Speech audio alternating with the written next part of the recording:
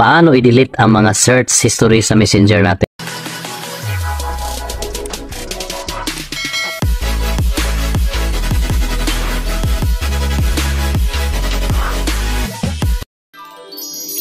Hindi kasi natin namalayan na sobrang dami na pala ang mga na-search natin doon sa Messenger. Ito rin ang dahilan kung bakit bumabagal o nag-lag ang Messenger natin. Ito rin ang dahilan sa pagkaroon ng full storage kasi nag-accumulate ito ng space doon sa phone memory natin. Kung paano i-delete ang mga search history na yon, sundan nyo lang ang video ito.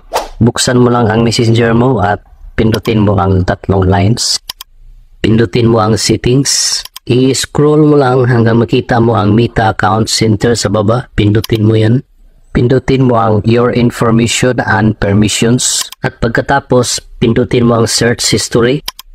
Pindutin mo ang Facebook account mo. Dito mo lahat makikita ang mga na-search mo sa Messenger mo. Ito rin po ang dahilan kung bakit bumabagal at naglalag ang Messenger mo. So, kailangan mong i-delete ang mga ito. Kung paano i-delete, pindutin mo lang ang arrow pabalik.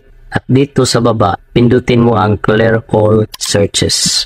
At may makikita ka ditong mga option. Merong last hour, merong yesterday, at merong all time.